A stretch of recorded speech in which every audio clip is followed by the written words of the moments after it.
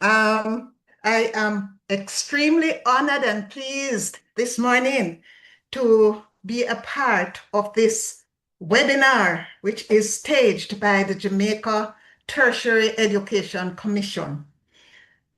I am Dulcie Townsend, as you were told before, and today you know that we are going to be addressing the business of student-centered higher education, enhancing services for a globalized future.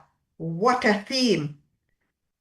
I will be steering you through these discussions. But before we go, we have on board Dr. Damian Black, who is the commissioner and executive director of J-TEC. And I'm sure he wants to extend to you some welcome to this webinar.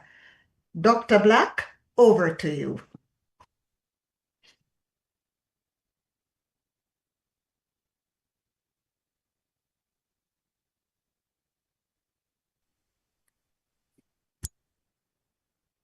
Good morning. Good morning. I want to acknowledge the importance of this day's events, and I want to certainly thank you, Mrs. Townsend, and also the team members who have joined in order to share their thoughts and ideas on this very important topic. I want to acknowledge as well those who will join us for today's session. We are celebrating Jamaica Tertiary Education Commission J-TEC Week.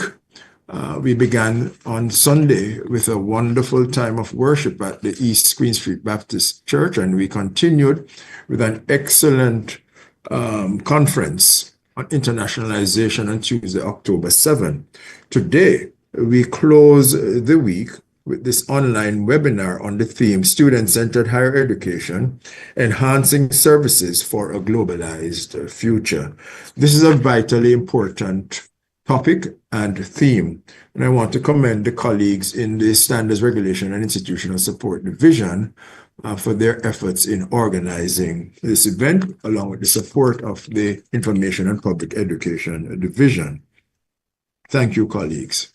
Student-centered higher education is more than just being nice to students. It represents a fundamental change in philosophy and practice. It means ensuring that how institutions engage students, from designing curricula, their teaching methods, how students are included in governance systems and processes, whether or not they have a voice concerning the matters that affect them, their needs, interests, abilities, and goals. All of these things have to be factored in when we consider the matter of student-centered higher education. This shift is crucial for modern higher education, and this is so primarily for three concepts: engagement, employability, and equity. Increased engagement is critical. When students have a voice and a choice, they become more invested in the outcomes associated with their personal and that of their colleagues' education and training. This will enhance retention, which is a critical issue that we all face in higher education. Such engagement, such investment in the outcome of their education leads to deeper learning, greater motivation, and higher retention rates. The second issue is that of employability. The modern labor market demands critical thinkers, problem solvers, adaptable lifelong learners, not just people who can recall facts. Thus, student-centered learning cultivates these essential, what they call soft skills, by requiring students to take ownership, collaborate, and navigate ambiguity.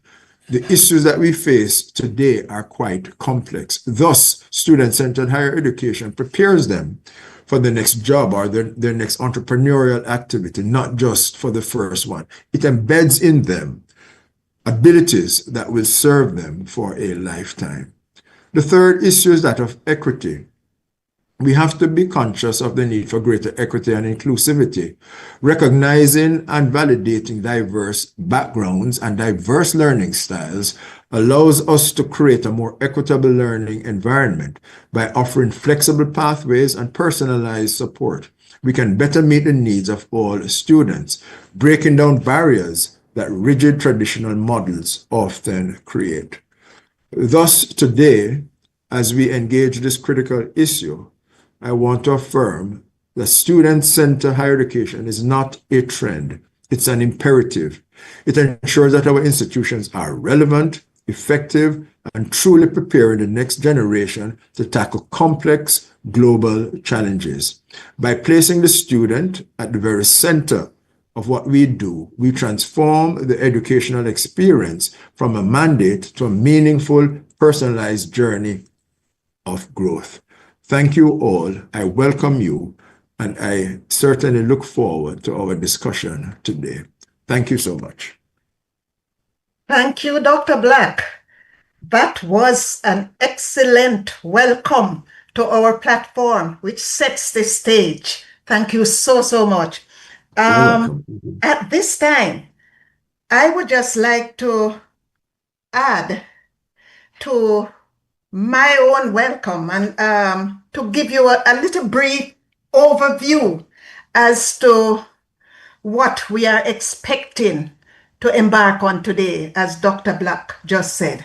So we will explore the context and challenges in student support systems. We will look at how institutions are enhancing student services for global readiness. And we will reflect on the support, innovations, and successes.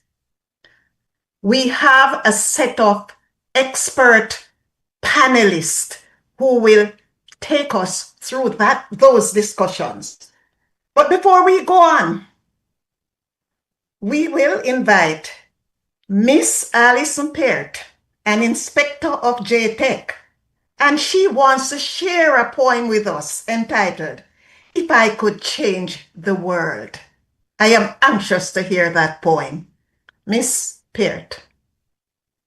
Thank you, madam.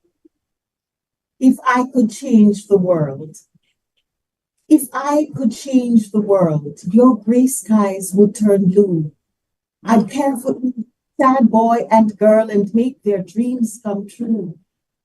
I'd rebuild all the broken homes, give every street their lights. There'd be no wounded teenage wounds or girls out late at night. The dirty streets would be no more. Littering would be of the past. For the beggars, there'd be an open door, and hunger would never last. If I could change the world, politicians would have to serve the people whose flags were unfurled to get them around the curve. Nations and states would live in peace. There'd be no suicide bombs. Wars and strife would finally cease, and there'd only be empty tombs. All hungry children would be fed.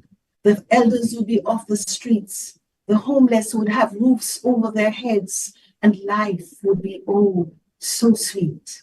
If I am to change this world, I'd need some help, it's true, because we all can change this world. Let's start with me and you. Thank you. Ah, what a profound poem, Miss Peart. I really love that poem. If I could change myself, I would also want to be like you. I wrote this poem 21 years ago. 21 years ago, and it is still very relevant. Very relevant. Thank you so, so much. And it is so fitting for today's webinar, Ms. Peart. And I am sure the participants all agree with me, or most of you, if not all. At this time, we want to change the world. And we are at the gateway of changing the world. And today, we are going to be embarking on a very topical discussion in how we have started to change the world in some cases, have been thinking of changing the world in other cases, and in maybe considering how we could change the world. And so today we are blessed with a distinguished set of panelists. So I'm going to ask you to join me in welcoming these panelists. We have with us this morning Miss Barbara Allen. Miss Barbara Allen is an experienced educator who has served in the Ministry of Education for many years. She is presently giving services with the Jamaica Tertiary Education Commission. She is a lead inspector. We also have Miss Kadeen Ferguson, who is a research officer from the Polytech University. And along with her, we have Mr. Sean Simpson, who is the head of department for the hospitality services in that same institution. We also have, as a panelist, Mr. Davion Nugent, and he's the president of the Guild of Students from the Monique College Linstead campus. I think we are into big business today in introducing ourselves to changing the world, or hearing of some of the changes that have already been taking place in some cases, and changes that we ought to be looking forward to. So may I, as the moderator, then set up some ground rules. I think from the program, it appears to me that you have about 25 to 30 minutes to present. When you have presented for 25 minutes, I will interrupt you, and I'm begging your pardon from before, so that you will know that you should round up. And if you still have things to say, you could do that in the Q&A section. And that is a note for the panelists. For the participants, I'm going to ask you to listen carefully to the various presentations. I'm going to ask you also to jot your questions down. And when it is appropriate at the Q&A section, that you will proffer your questions, and that you will keep them precise. And it does not have to be questions, it can also be comments. So with that, I don't think I have much more to say with regards to that. So we will get into the business of the discussion. So let's get started. I'm excited, and I want to hear what we have been doing or what we can do to change the world. So I, at this time, would like to invite Miss Barbara Allen, who will address the area of setting the context and the challenge in student support systems. Miss Barbara Allen, welcome.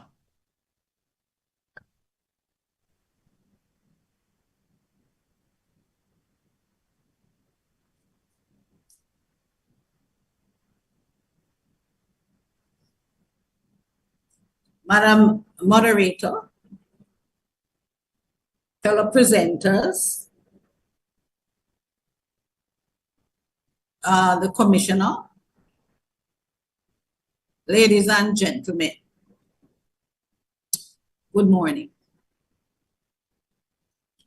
Well, this morning I have been tasked with giving the context, and I must say, I sat here, and after listening to Dr. Black, I said, okay, perhaps I didn't have to do this. But since I was asked, I will see how best we can look at what the context in which we will be looking at this topic. All right, I am getting my PowerPoint ready.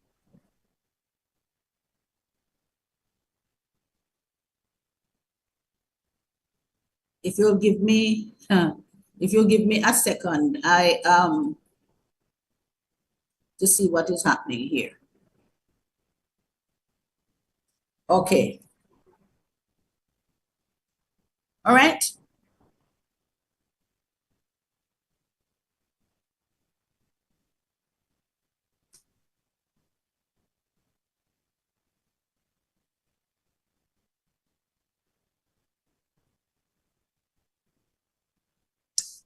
All right. So as was noted, the theme, student-centered higher education, enhancing services for a globalized future. I put underneath student support services systems. More or less to guide our thinking, to give us the idea on where we are focusing. But first thing I think we have to do is to look at these different pieces. So, you know, we have terms like student-centered, globalized future, etc. So we are going to be starting by looking at what some of these terms will mean to us. So we start with the idea of a student-centered higher education. What are we talking about? And I must say, Dr. Black would have basically addressed the whole idea of a student-centered higher education. Anyway, we are saying this is an approach where we look at the student needs and interests and their active participation in their own education and training.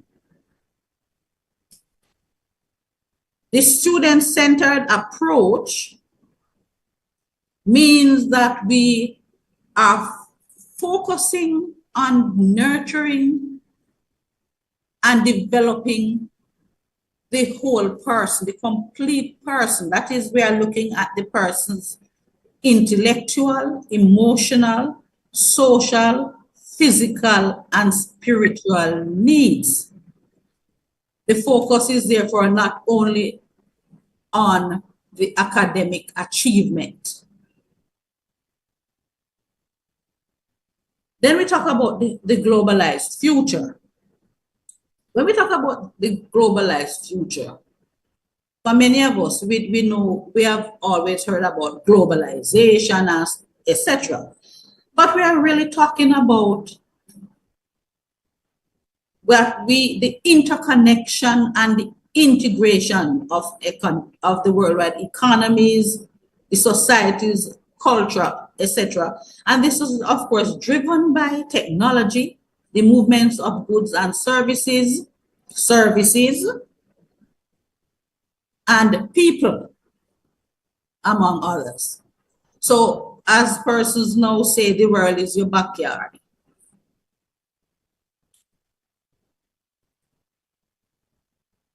So then, what kind of education system? So we are talking about all that. What kind of system then should we have that will be catering to developing this whole person so that this person can operate in this whole global community? We're talking about a system that is adaptable, technology infused, and skill focused, emphasizing like digital literacy, lifelong learning. As Dr. Black mentioned, persons may end up with several jobs, careers, whatever we want to term it, in their lifetime, right? And cross-cultural understanding so that students are prepared, right? They are prepared to live, to manage themselves in these interconnected economies and societies.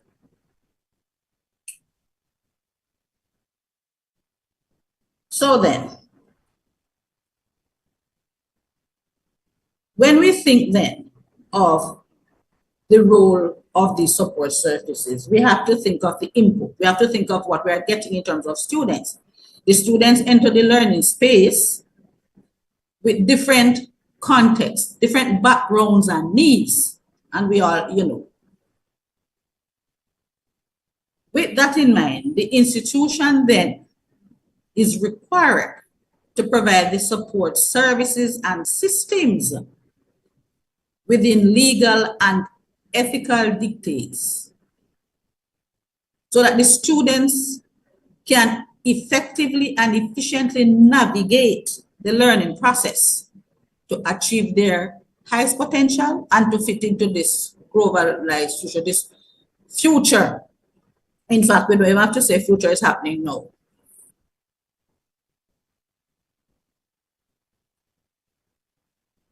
Now, so we have looked at how are the areas and what we are required for those students. How then the services and the systems should support the development of these students. And of course, in looking at that, I will be focusing basically on looking at it from the point of view, sorry, pardon me, I think I skipped that. Right, I will be looking at it from the point of view of how J-TEC tends to structure the standards when we, as inspectors, when you go there, what it is that you tend to look at to see if the system is supporting the students. These are summarized into the program quality and structure, the governance structure, your financial systems, and of course, safeguarding, what I call safeguarding the physical, the mental, and social well-being of students. Some of those said before, you may find that there's a little bit of an overlap there. But I personally think that this aspect is important, especially when we look at what is happening to our young people nowadays. All right, so when we talk about now the program quality and structure, we're talking about things like the admission policies, for example. You have different sort of policies, perhaps qualification, the experience of the persons coming in. But whatever is there should be such that your students are able to enter these institutions and the support will be there for them. The curriculum should be designed in such a way that they meet national and we have to say international industry standards too, because we are preparing persons not only to be working in their immediate communities or around, but to be able to manage themselves elsewhere. We talk about partnership arrangements too, because there are times when you may want to, or you will have to, in order to meet needs, enter into arrangements that will support your curriculum delivery. Flexible program delivery.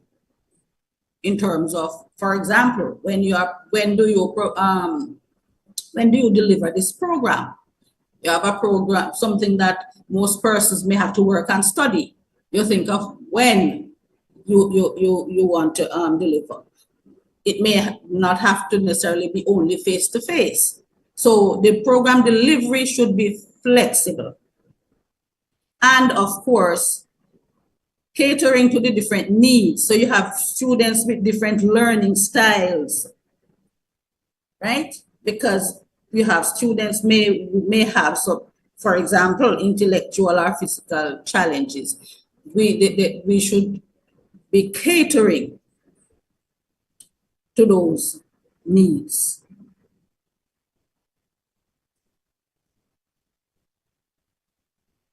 There should be a fair and clear pathways so that students know how they are progressing from one stage to the next. We should provide adequate physical and electronic resources. And our facilitators, we're expecting that they should be qualified, and I say available, because there's no point in having somebody to facilitate, but the person is not there.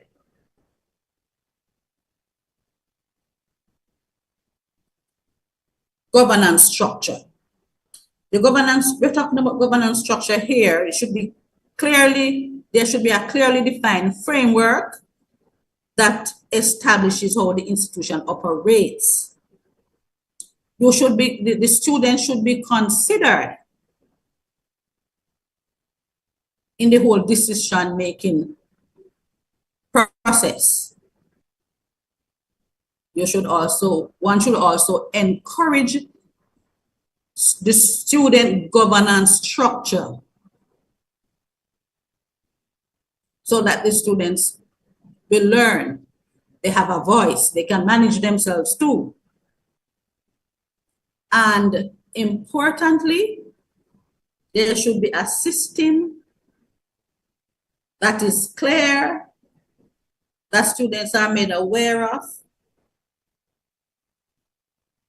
to manage any issues, any complaints that students may have. Financial systems. Here we're talking about different payment methods.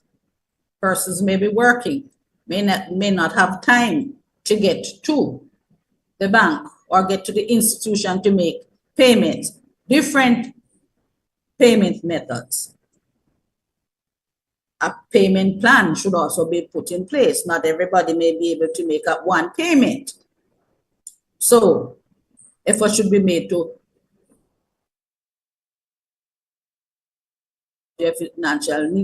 financial support where possible. Students could be made aware of various funding sources. And while we focus on the students' payment, we should not forget what I call here the student tuition safeguards. Students will pay their fees. Something happens. What do we have in place to ensure that these students can be refunded?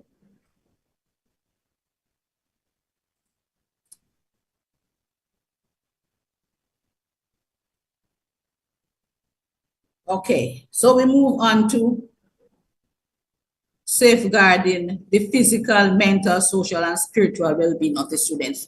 And we spoke about that student-centered approach is to ensure that the holistic development of the students. And so when we talk about that, we're talking about things like being able to access health facilities and health personnel, counseling facilities, facilitating student support, peer counseling, for example, should foster social interactions through the establishment of clubs and societies, etc. Students should be able to access recreational activities or facilities. We're talking about the safeguarding their physical, their emotional, their mental development. Now we're talking about also we should encourage and facilitate cultural activities or exchanges. We're talking about a global society. And of course, easy access to food services, and that is important. As they say, the empty bag cannot stand up.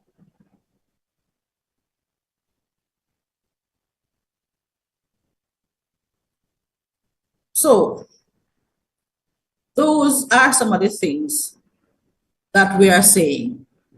If we are supporting the students,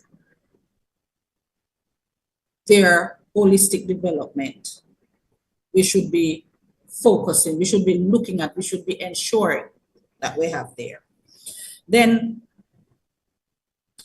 we recognize, as inspectors, we are out there, we observe, or in discussions we will also hear.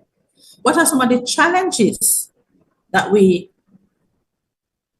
come across or we hear about in providing adequate student services, we're saying? One of the things we have recognized sometimes, there's a lack of comprehensive planning.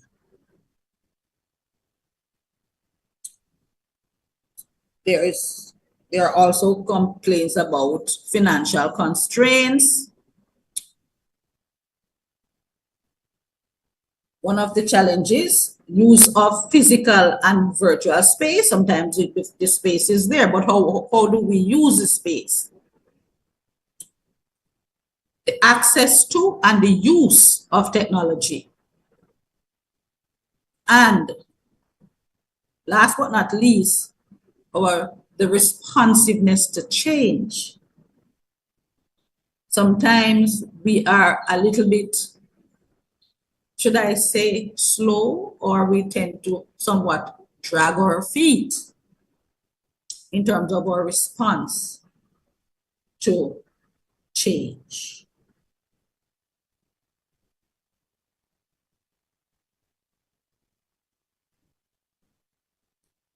Okay, what are some of the possible solutions?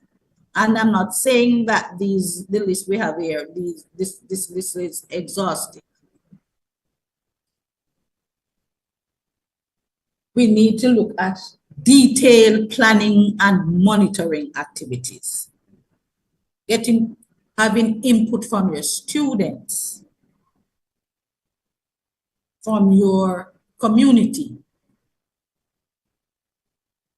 all the relevant stakeholders. Sometimes we need to be a bit more creative and innovative in our use of technology, or we use our available space, whether it is virtual or otherwise. We need to be creative. Sometimes, instead of trying to build, we can share facilities depending on where we are. Greater use of online facilities, get into partnership arrangements. Those are some of the things that we see there in our location, because not all institutions are established in particular places. You may find sometimes that locations are leased or whatever. We should ensure that there are services such as food services. If you are not able to provide on your particular site, we should endeavor to ensure that they are within proximity to accessing some of these food services. We can also think of creative alternatives, and I make a note there. I said temporary ramps, because I find this, perhaps, as I was discussing with a colleague, and this point we found most interesting, visiting an institution. And we're talking about access for persons with physical challenges, and recognizing that, yes, certain things are needed, but perhaps financial constraint, time constraint, whatever, the idea of temporary ramps came about. Having something there that when it is needed, it can be used, a temporary ramp. Okay. I just like to let you know that you have 5 to 10 more minutes. Thank you, Mrs. Stoughton. I'm moving along quickly. So then we have, we sometimes can have our conferences where we involve our communities. We involve persons with knowledge, with information that can provide that sort of required or necessary information to students. Okay, so wrapping up. What is it? When we look at that theme, what are we saying? What can we conclude? The literature states that the future of globalization is uncertain, referring to the actual format or the structure that this globalization, this creature, that it may take, because we know changes us, influences us, such as geopolitical influences, other influences now taking place. So what creature? We may not know. However, what we do know, that factors such as technological advancement, the economic interdependence, and the cultural exchange, these things will continue to drive globalization. So what we're saying, in fact, is that globalization will not die.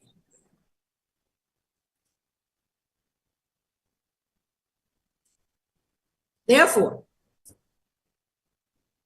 our higher education institutions must be flexible, creative in providing their support services that will cater to the individual needs of the students.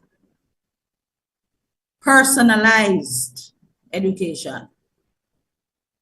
If they are to produce individuals who can live meaningful lives and manage in the future global space, whatever that global space may turn out to be. That comes to the end of putting in context what we are talking about. Thank you very much.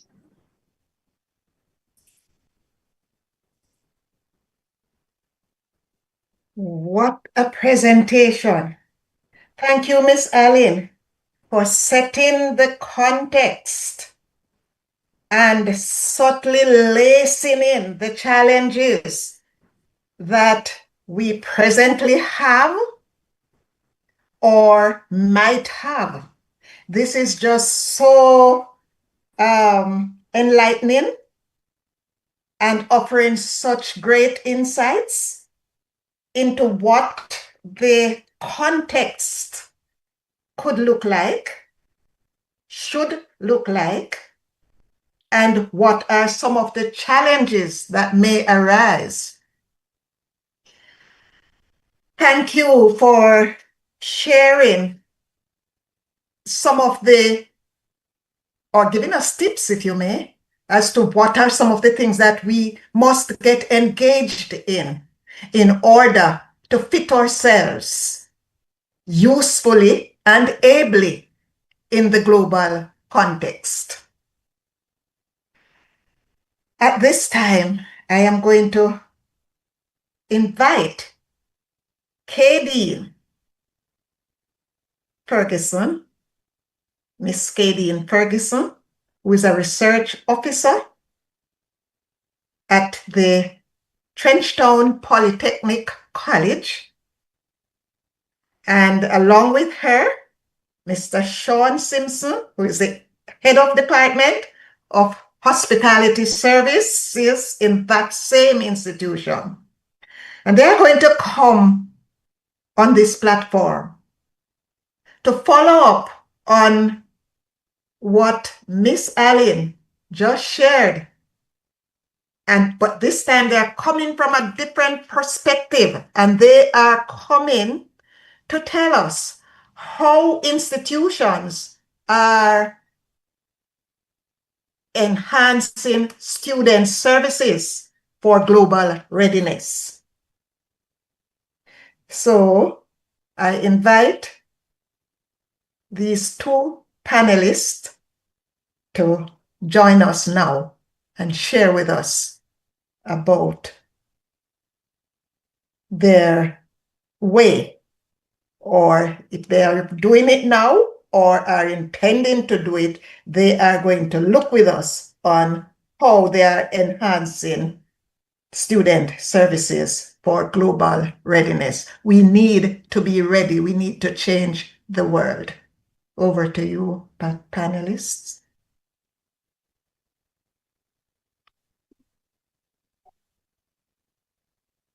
Thank you so much, and good morning to everyone. I'm Kadeen Ferguson, as was shared earlier, the research officer of Trenchtown Polytechnic College in Kingston. I must apologize for Mr. Sean Simpson. I will be the only one presenting today, but that's okay. I'll ensure to represent my institution well.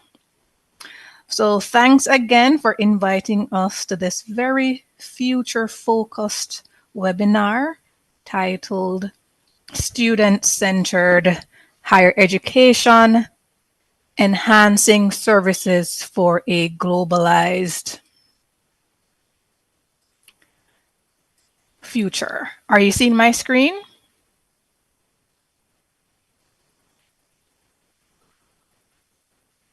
Yes, I'm seeing your screen. Thank you. Thank you.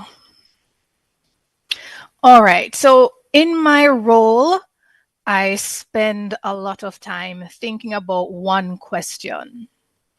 How can research and technology help us design institutions that learn as much as our students do?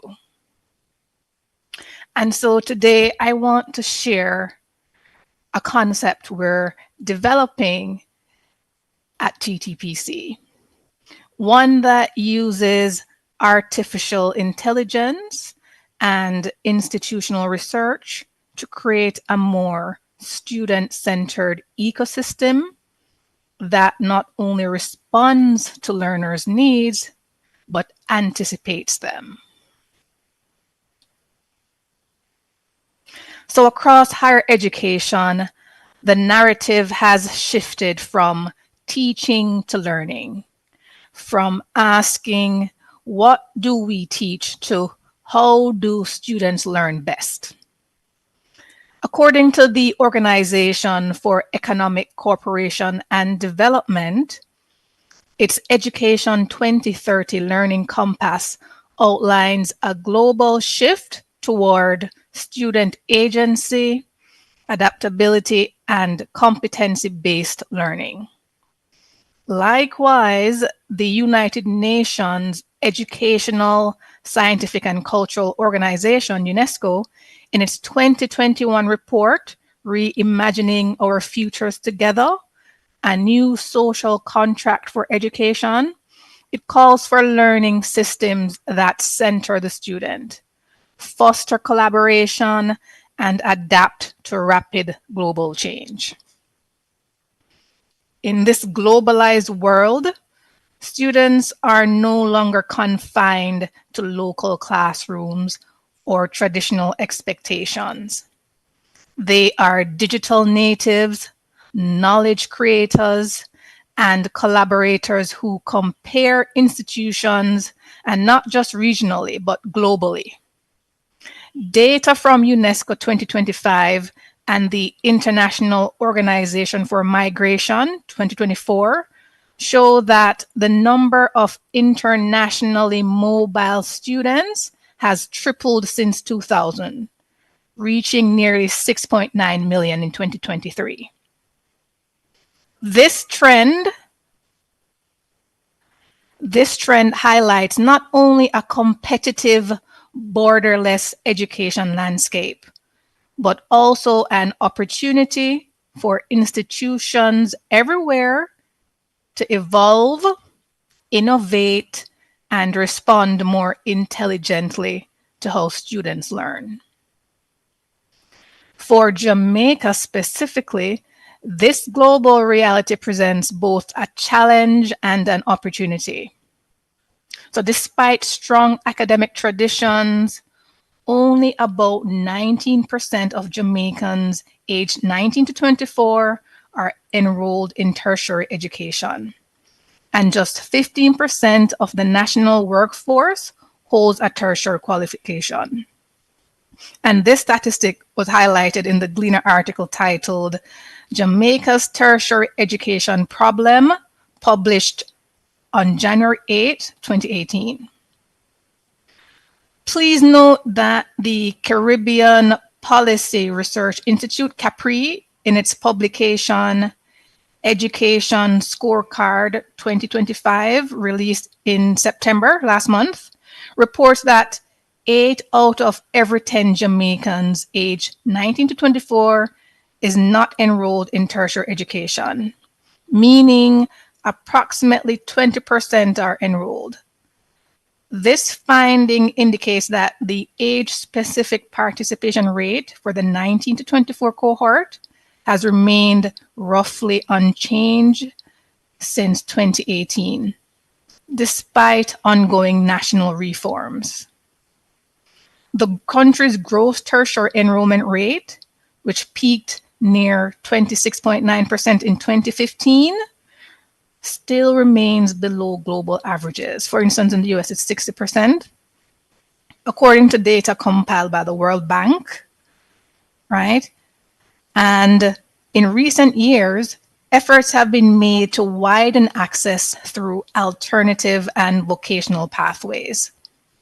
The Sixth Form Pathways Program, introduced by the MOE in 2021, expanded from 19,122 to 24,245 students between 2022, and 2023, representing a 21% increase in participation across 167 high schools on 40 tertiary post-secondary centers.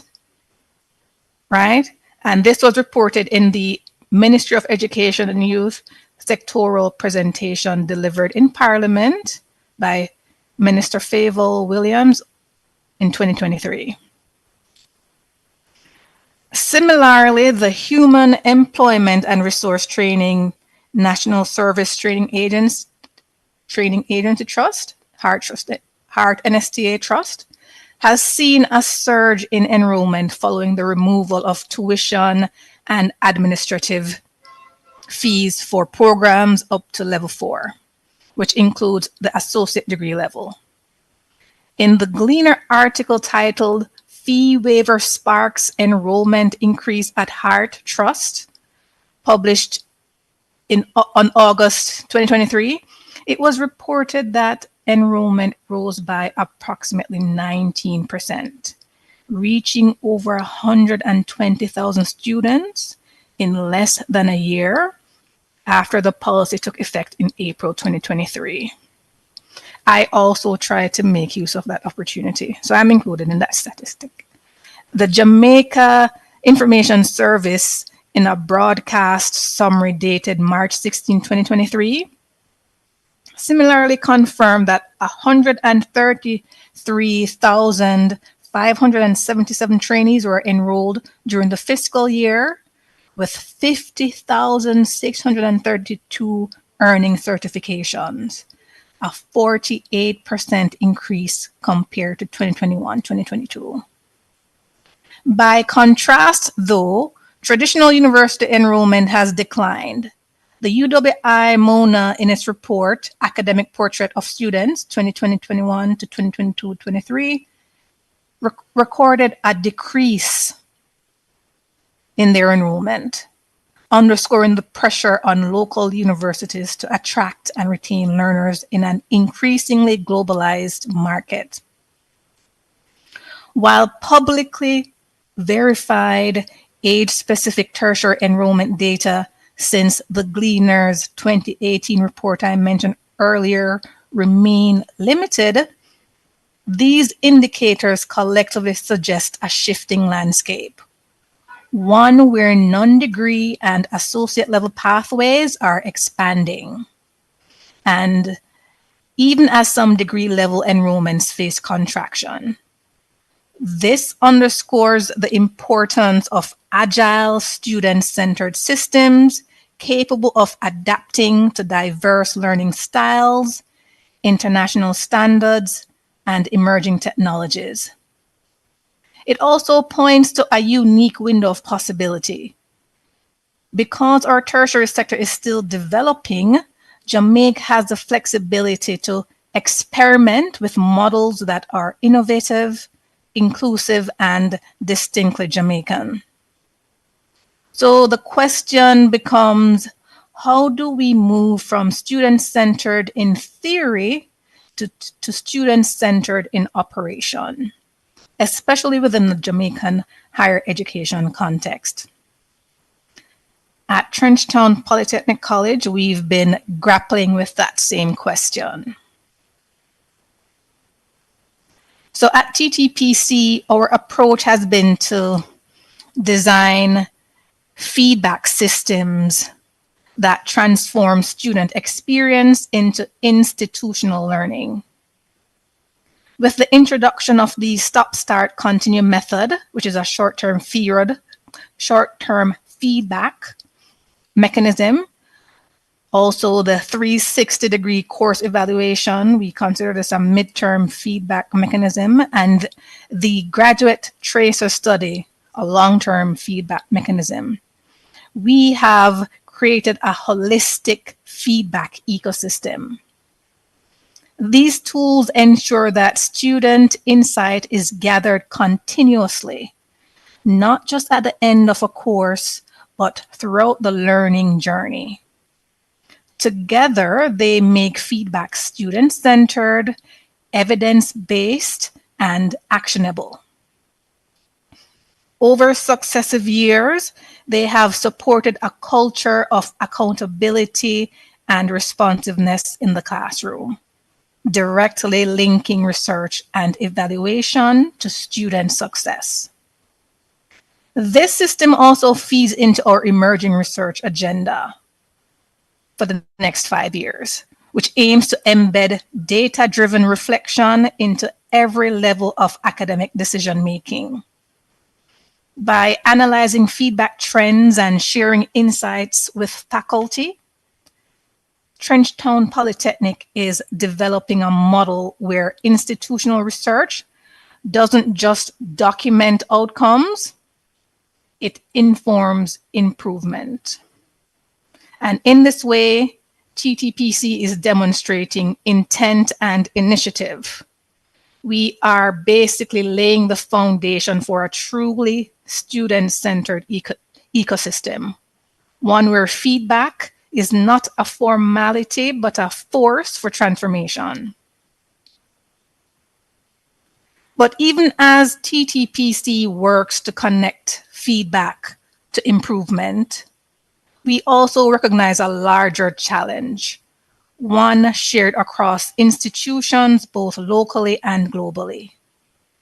That is a disconnect between data and action.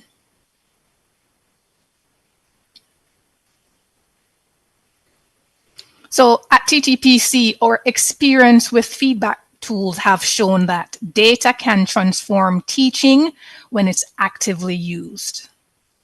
Yet across higher education in Jamaica and beyond, institutions still struggle to turn information into insight. Large volumes of student data are collected every semester, but much of it remains descriptive rather than predictive. Reports often summarize what happened rather than anticipate what might happen next. This challenge isn't unique to TTPC. It reflects a broader regional and global reality. The Jamaica Tertiary Education Commission, J-TEC, in its strategic plan 2022-2025, highlights the need to strengthen institutional data and research capacity. Likewise, international studies, such as the Education Advisory Board's 2022 report, The Four Most Common Barriers to Higher Education Data and Analytics, describe how universities worldwide collect extensive data, yet struggle to apply it effectively. So while TTPC has made progress in building a feedback culture, the next frontier is to make that data work harder, to move from static reports to real-time intelligence that can improve learning as it happens. If feedback and data are the fuel, I often say, then what we need now is an engine powerful enough to turn that information into continuous improvement. That engine for us is artificial intelligence. At our college, we're exploring how AI and institutional research can work together to close the gap between insight and action, transforming our data from a collection of reports into a living system that continuously learns, evaluates, and adapts. The concept is simple but powerful. Use AI to analyze data across courses, departments, and academic years to continuously evaluate that student learning remains at the center of every academic decision.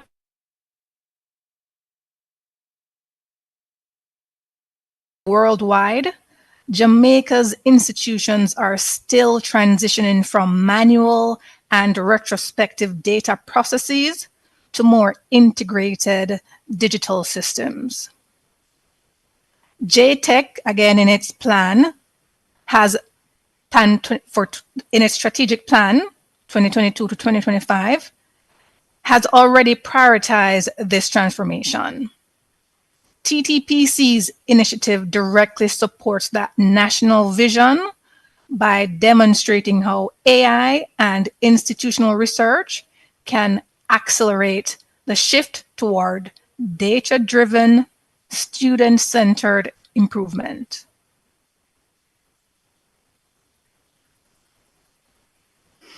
Using AI, we can scan and map every course outline to identify overlaps, redundancies, and misalignments with learning outcomes, accreditation standards, and national qualifications frameworks.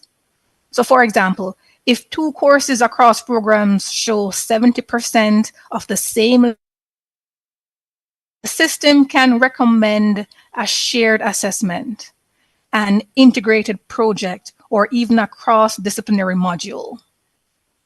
This not only reduces repetition, but also encourages collaboration among departments, which is a major step toward efficiency and curriculum coherence.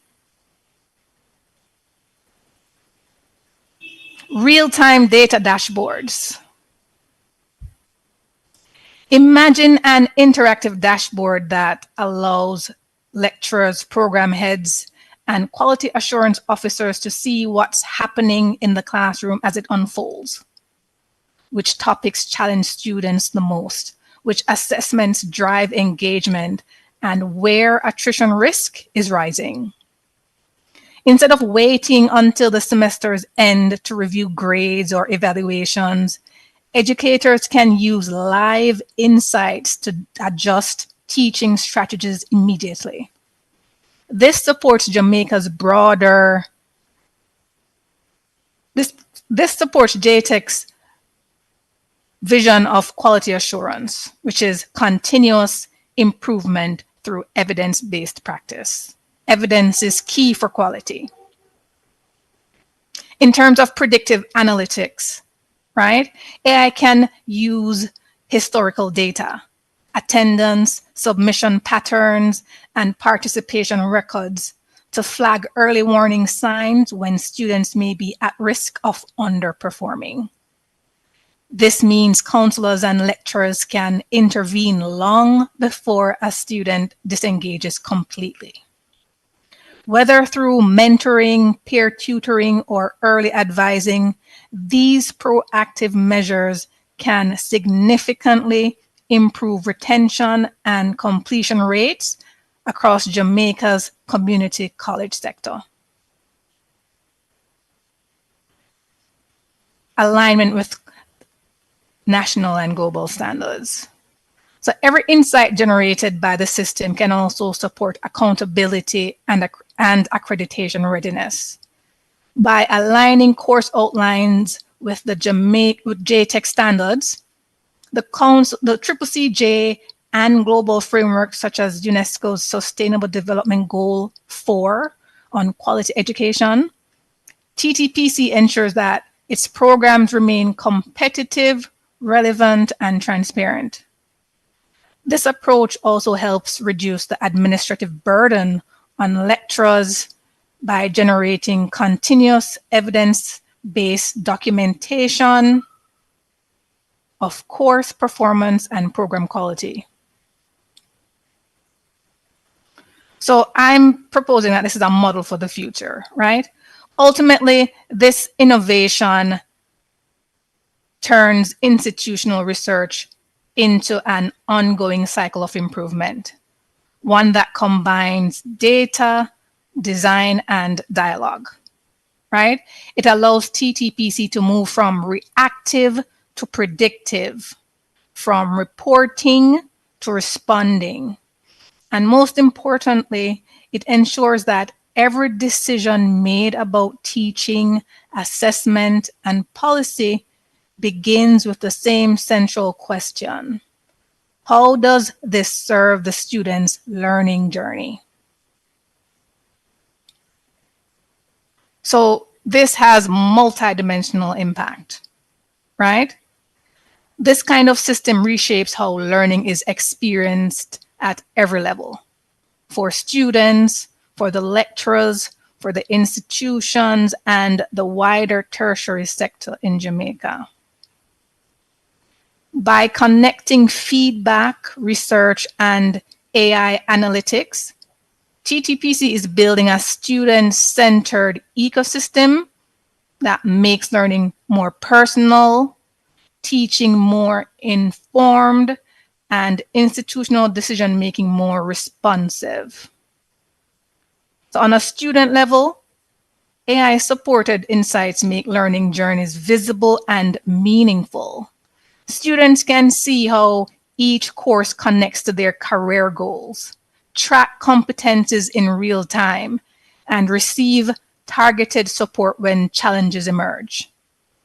At TTPC, this approach complements existing feedback tools such as the Stop, Start, Continue method and 360-degree course evaluation, ensuring that students not only share their voices, but also see tangible changes resulting from their input. Together, these elements enhance engagement, confidence, and a sense of belonging, right? For lecturers, faculty will gain continuous insight into classroom dynamics and student progress. Rather than waiting until semester end to review results, lecturers can adjust teaching strategies immediately, supported by data dashboards that highlight trends in comprehension and participation. 10 minutes to go, 5 to 10 minutes to go, please, Ms. Ferguson. All right. Thank you. So this reduces administrative load, encourages peer collaboration, which is something that is emphasized in education sector, and nurtures a professional culture grounded in reflection and innovation. As we reflect, we innovate. It also empowers lecturers to engage with evidence-based teaching, aligning practice with the quality assurance expectations of J-TEC and the CCC, right?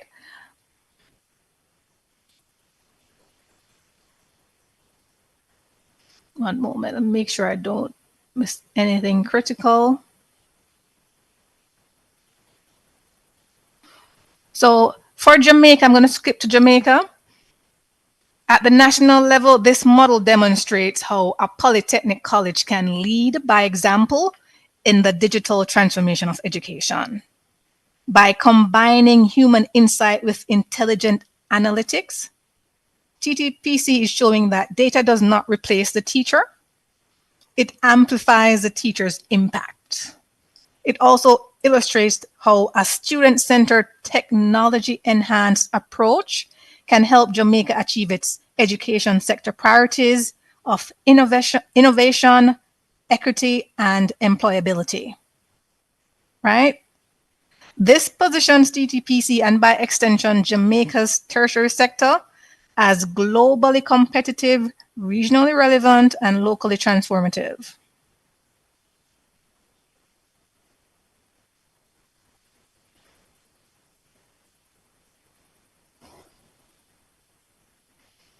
And let me just mention for institutions, right? So there are benefits for the institution. It can provide real-time documentation for accreditation reviews and institutional audits, right? It strengthens accountability, demonstrates continuous improvement, and supports alignment with both national and international standards, right? So for TCPC, we've experienced improved strategic planning, enhanced curriculum coherence, and clearer pathways for cross-department collaboration, right? But let's go beyond the technology. And I want to create emphasis that I'm not suggesting that we replace humans with AI or people with AI, right? Because at its core, our vision is not about machine. Again, it's about people, right? Artificial intelligence does not replace educators. It empowers us. It extends our ability to see patterns, respond early, and support students more effectively. And again, it's not a substitute for empathy. As a matter of fact, it's a tool that allows empathy to be timely, informed, and strategic. So when we pair data with compassion and research with human insight, we begin to create a learning ecosystem where students feel seen, supported, and capable of thriving in any environment. The data tells us what is happening, but the human element gives us the wisdom to decide what to do about it. At TTPC, we think of AI as our institutional memory, constantly learning from student experiences, feeding insights back into planning, and preserving continuity across semesters and staff transition. It ensures that lessons learned are never lost and that progress is cumulative, not cyclical. And this is what it truly means to be student-centered, right? Not just using technology for efficiency. We use it to strengthen relationships, deepen understanding, and sustain trust between the learner and the educator. All right?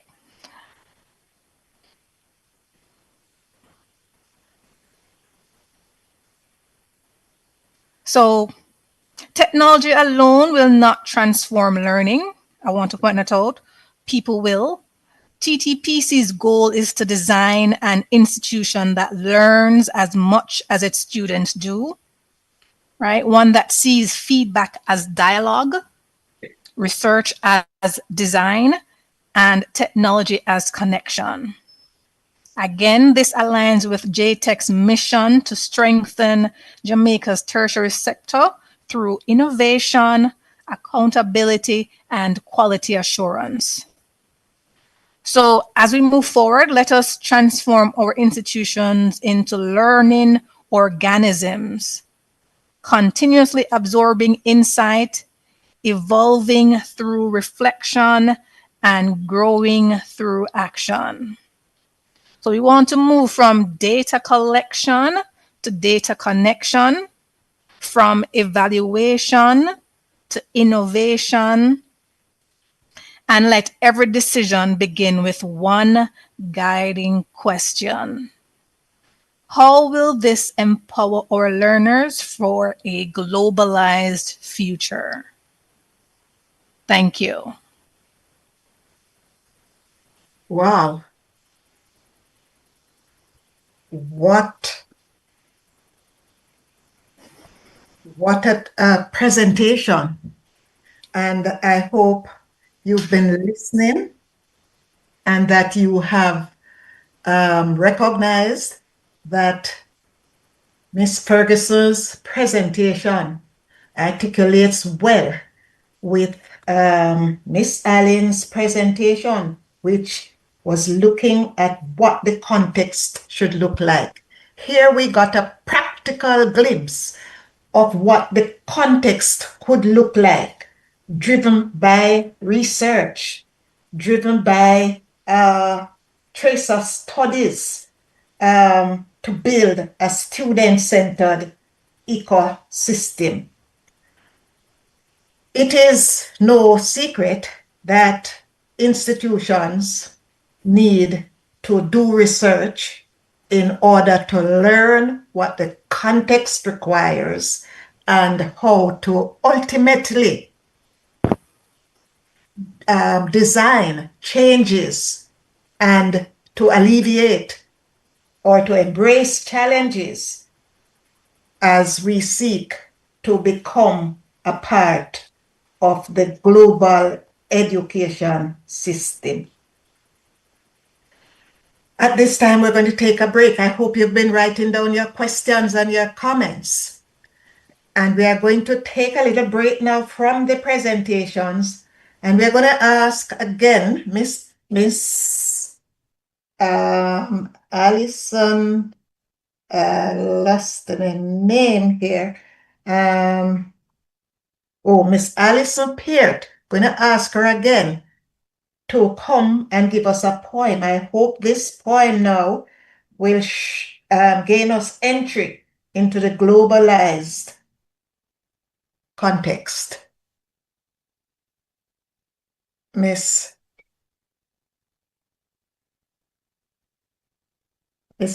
Peart? Mrs. Peart. Mrs. Peart, please. Okay, I see you. We're not hearing you though, Miss Peart. I haven't started. Okay. Thank you very much, Ms. Townsend. Now, we are approaching a very important aspect of national life, National Heroes Day. And I thought it would be fitting to put the art in the stem and get some steam. And so this one is titled, Me Love My Breadfruit. And I'm going to need, I hope you can join with me. I'm going to need some drums. So you can use your hand to in lieu of the drums. It has a rhythm and it goes. Hey, breadfruit, I love my breadfruit. Yes, breadfruit, I love my breadfruit. Breadfruit, I love my breadfruit. Yes, from the tree top to the root. Again, breadfruit, I love my breadfruit. I do. Yes, I love my breadfruit. Breadfruit, I love my breadfruit. From the tree top to the root. Breadfruit come at you, Captain Bligh. Go check your history book if you think me they lie. Breadfruit sweet, sticky and round, and it nice just like jam down. Hey, breadfruit is so versatile. You roast it, you bake it, you fry it, you boil, and sometime when it overripe, you just mash it up and yam it with tripe. Hey, breadfruit, I love my breadfruit, huh? Breadfruit, I love my breadfruit, yes. Breadfruit, I love my breadfruit, yes. From the treetop to the root. When somebody call you a roast breadfruit, look in your teeth and think it cute. All it mean, got no pride. You're black outside, but you're white inside. You ever try breadfruit and butter? That might make your heartstring flutter. Breadfruit sweet and breadfruit nice. When you have that, you don't need no rice because I brush it and pear, I brush it and fish, I brush it and aki them a top class dish. Hey, breadfruit. I love my breadfruit. Breadfruit. We love the breadfruit, don't? Breadfruit. I love my breadfruit. Yes, from the tree top to the root. Breadfruit. We love a breadfruit. Yes, breadfruit. I love my breadfruit. Breadfruit. I love my breadfruit. Yes, from the tree top to the root. Yes, from the tree top to the root. Yes, from the tree top to the root. Okay. Thank you. Thank you so much, Mrs. Spirit. I see you have a wealth of knowledge about poetry and to demonstrate your work. Is that your work as well? That is my original. I did it in 2004, and it was done in 15 minutes. I knocked out that rhythm on the desk for a student who needed it for a dog poetry competition. Okay. It was 1 o'clock and he needed it for 2:30. So I had to do it very quickly, and it came out to be one of the more popular poems in the JCDC festival. Okay, wonderful. Thank you so much for sharing, Mr. Spirit. Welcome. Right. And I guess with all of this now, we are fired up to hear this student coming from the treetop to the root, because the students are who are the beneficiaries of all of what we are talking about. So at this time, I'm very pleased to introduce Mr.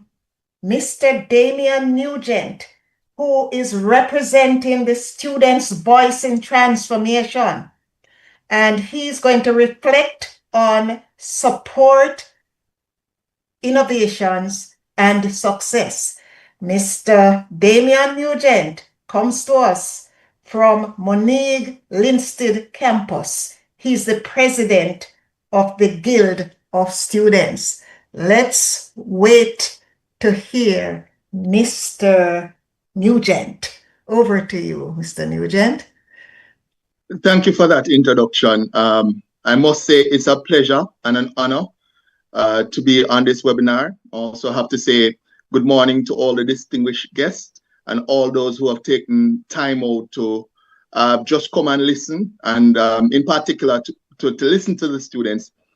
When I was tasked with the opportunity of addressing this webinar, I was a little bit nervous, but did not hesitate, because the truth is the students must have a voice in whatever is happening in their schools. So it can't be a situation where the decisions are made simply by administration without student voices being heard. So I took it, even though I was nervous and a little bit hesitant, I took it upon myself to immediately accept the invitation. Because again, students' voices must be heard. So let's go ahead and start my presentation. I have a small PowerPoint here. As I said, 20 minutes, so I'll just share my screen so you guys can follow along.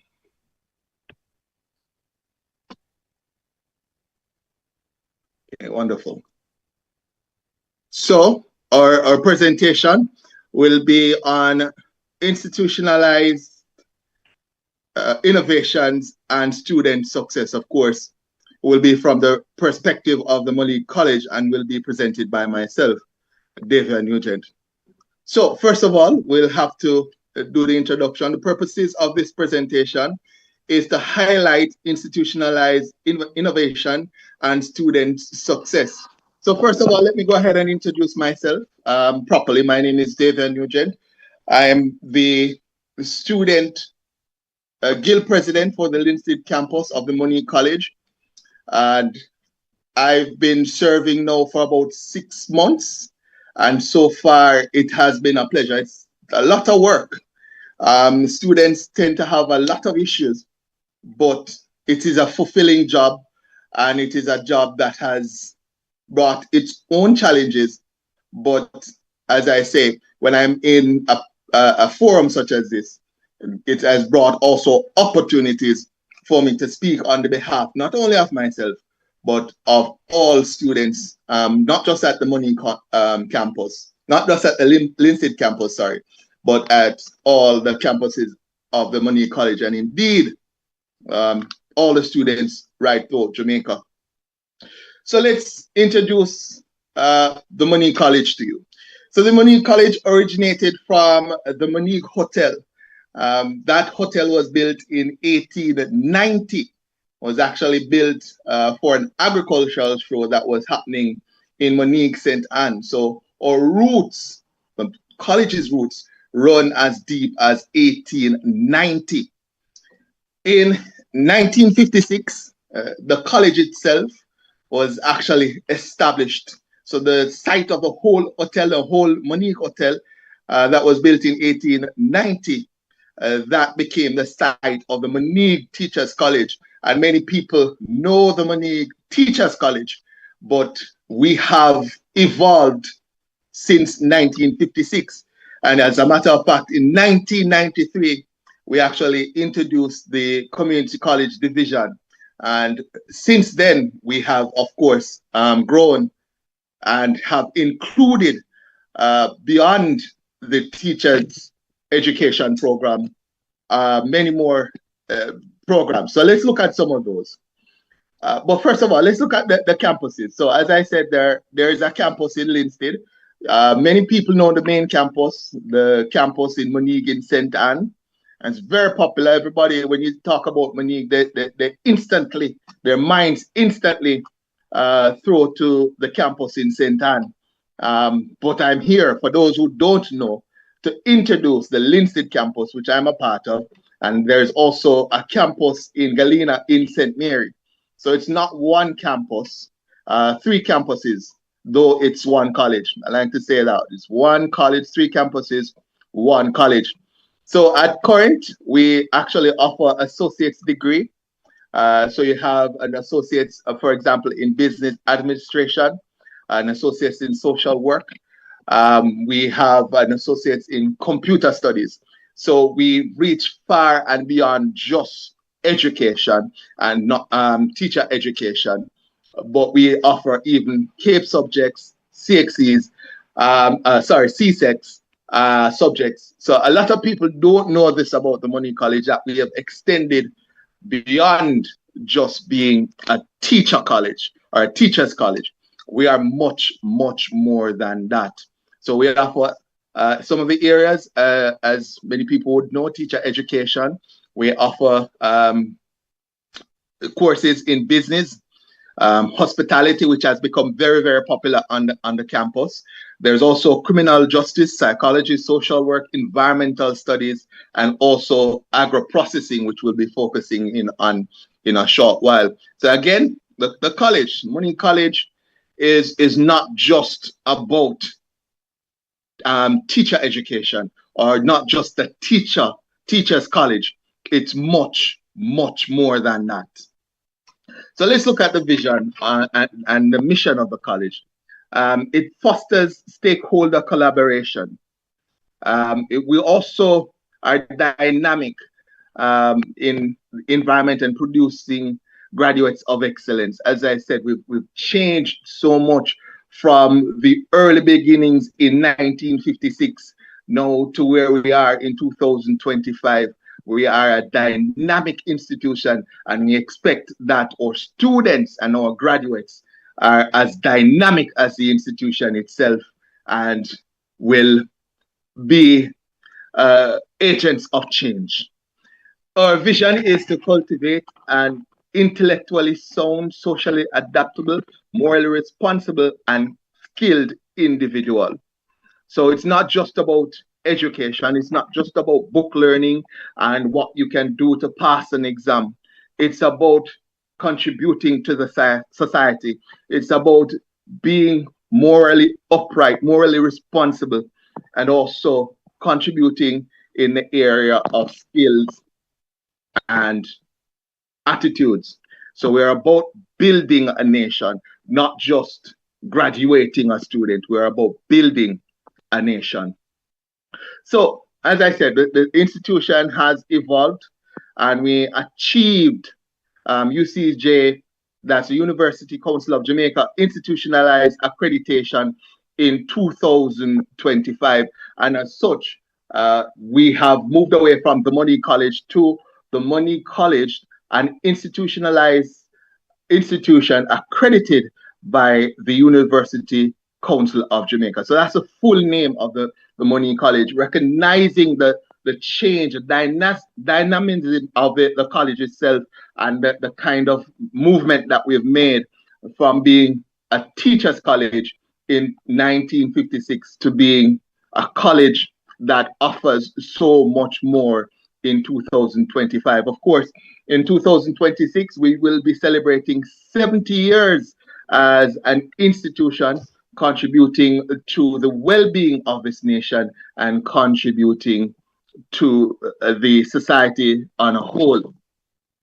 So these key milestones highlight the growth and quality assurance of the college, because without the kind of growth that we've had over the years, and without the quality assurance and ensuring that all the systems are in place, we would not have received institutionalized accreditation in 2025.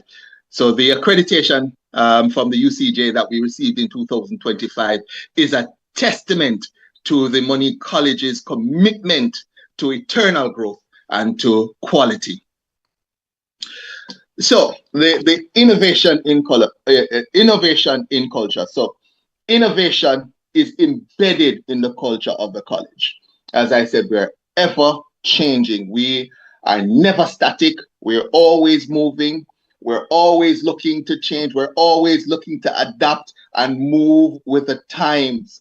But we also adapt and move with the times in response to national priorities and global trends.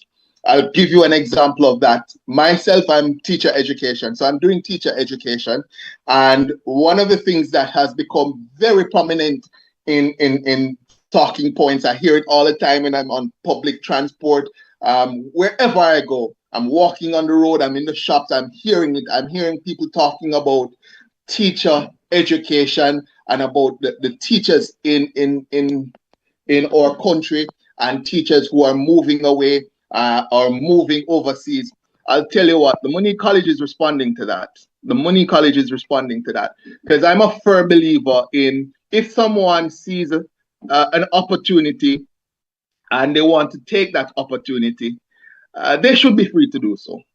As much as I love and appreciate my country and want to stay here until my days have passed, I appreciate and understand when someone wants to maybe move to where they see a greener pasture. And Money College has responded to that. I'll tell you how we have responded to that. In terms of the number of teacher education students, that has expanded. Even within my campus, where we have initially, for example, fourth year students, or even the students that graduated last year, we had less than 10 students graduating from the teacher education program at the Linstead campus. Right now, for year one, we have just about 18 students, and for year two, it's just about the same. So over the last couple of years, we've actually expanded that program, particularly at the Linstead campus now, to twice the amount. So we are responding to that national need now for more teachers, as the senior teachers or teachers who are already established in the workforce are starting to look to other avenues the Money College is responding to that, and we're producing more teachers to fill that void, to fill that gap. Of course, we won't be able to do it by ourselves, but certainly I can see visually and I can see from personal experience where the Money College is filling that void and getting those young, dynamic teachers into that void, those teachers who still have the passion, the heart, and the will to go ahead and take on the task of educating a nation.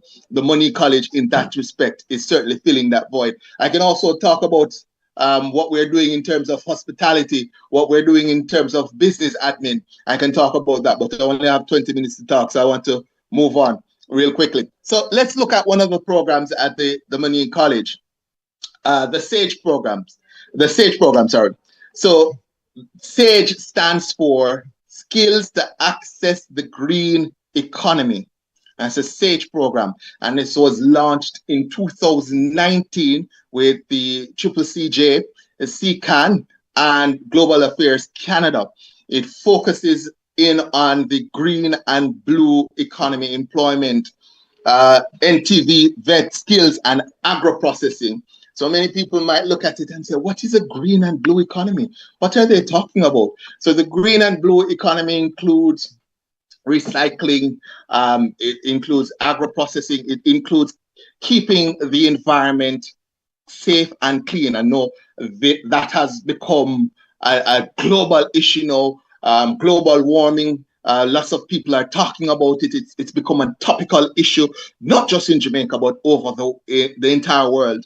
And so we are focusing in on that new economy through the SAGE program and training our students via SAGE to become ready for the green and blue economy, to become employed in the green and blue economy.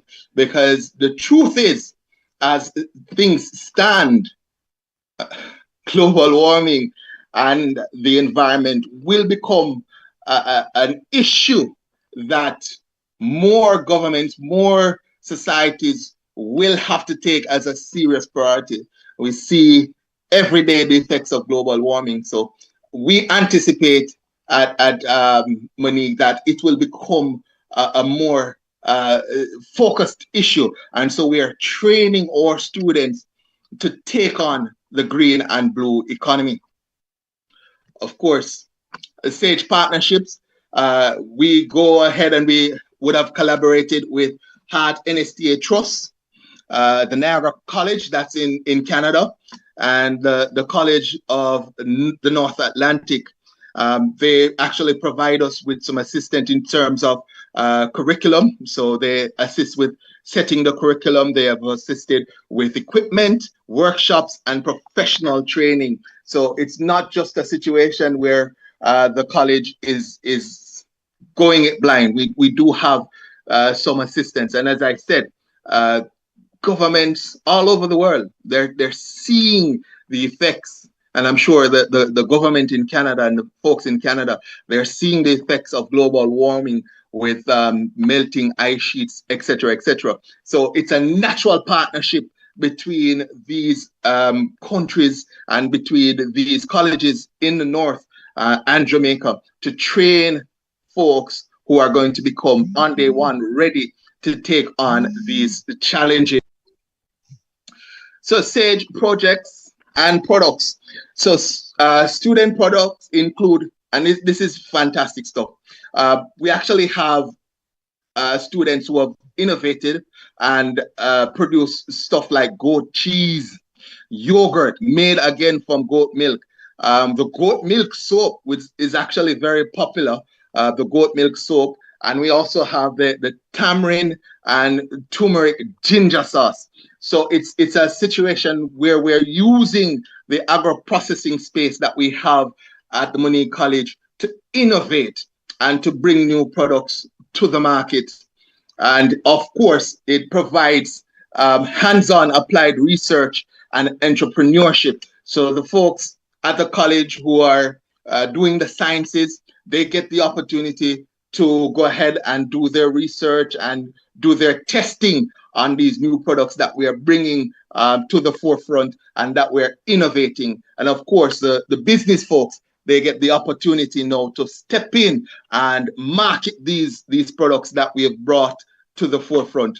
So the SAGE program, although it focuses on the green and blue economy, it also reaches so much further and touches almost all ends of the campus. So let's go ahead and look at the entrepreneurship and business management. So students, as I said, would develop business plans aligned with their studies. We also have launched annual School for Business exercise, and we encourage real-world business skills and innovation. I'll give you another example, real-world example. So we have our business launch that happens on the campus, at the main campus each year, and the students with their business ideas, these are the business students, they come in and they have their business launch and they sell their products. As a matter of fact, I've been to a couple of them myself, and I've actually been able to be exposed to new products and being able to purchase those products. So it's centered on the students learning not just the theory, but the practical side of entrepreneurship, business, and management. So it's something that puts the students at the center, at the absolute center of the business ventures. So it's not just, hey, this is what you need to do, but hey, this is what you are going to do. And we actually follow through on that for our business and management students, putting them at the center. Extracurricular activities and clubs, of course, I think this is absolutely essential to putting the students at the center of your curriculums and at the center of your colleges, institutions. So, for example, today, we're having our clubs and, well, I think it's the 11th, so not today. So 11th of October, we're having our clubs and society rollout. And for our clubs and society rollout, we actually give students the opportunity to introduce their own clubs. So if you don't have a club, so for example, we have a student who wanted to do a prayer club. We don't actually have a prayer club right now, but that student is able now to go ahead, have that club launched, have it structured, have your president, your vice president, your secretary, etc. And that club will become an official part of the Money College clubs and societies. So we put the students at the center of our activities through the extracurricular activities and club. As it says, students start and lead clubs, academic, cultural, and service. So it's not just a situation where the student comes to the college, sees a club, and is then foisted onto that club or has to join that club. You can actually start the club and you can put the systems in place where you can have that club being registered and have the leadership also being registered. As it says, it fosters leadership, creativity, and engagement in the clubs and society. So that's where our future leaders come from just say the extracurricular activities and the clubs, launching those clubs and starting that process of becoming a leader. So let's look at experimental learning and work placements. So structured work experience in all programs. So our programs offer work experience. Our business study students, they have to go out on work experience, they have to do community service. Same for the teacher education students, we have to go out and do our teaching practices. And the beautiful thing about it is that many a time, students often are hired by the institutions that they go ahead and do those work experience with. I know many business students who started out as a work experience at a bank or a business institution, and at the end of their work experience, they were hired in those institutions. So as again, it enhances practical and work-ready skills. 10 minutes to go. Not a problem. Let me wrap up real quickly. So students tours locally and internationally. We at the Money College, as I said, we personally, and that's what I see from the college as well, we encourage folks to broaden their horizons. So we do have tours locally and international. Of course, we have a work and travel program, and the college does encourage students to take part in that. And of course, we have our sustainable farming and agro-processing innovations. That's central to the college as well. So let's go to our inclusive practices and student support. So committees, student engagement, gender inclusion. So let's start with our guild. Our guild is an essential part of a college. As I said, there are 3 campuses: Linstead campus, the Galena campus, and of course the campus in Monique. Each campus has its own guild of students, and they will address the issues that are local to those campuses. However, as a body, we come together and we would make decisions that would affect all of us. So for example, we'd have had our recent Freshers Fed for the youngsters who are coming into the college, and that was something that would have encompassed the entirety of the 3 guilds and support from all 3 guilds, and we would have managed to pull that off with the support of all 3 guilds. And we plan future events going forward. So the students at the college are not just there as figureheads wearing that badge and saying, I'm the guild president, or I'm the vice president, or I'm the treasurer. We actually have students who are involved in the decisions that are made at the school. As a matter of fact, our president at the main campus, Mr. Warham, is actually a part of the school board. So when we have an issue, whether it's at the Linstead campus, the Galena campus, or the main campus in Monique, our president has a voice, or the president at the Monique campus has a voice at the board level, is part of the board. And of course, we have from time to time workshop to make our students aware of things such as autism and gender equality. We also focus on welfare and diversity empowerment. We have a very, very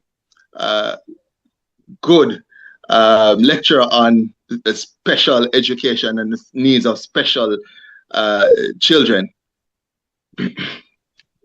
So co-creation of academic services. So students are also involved in the curriculum.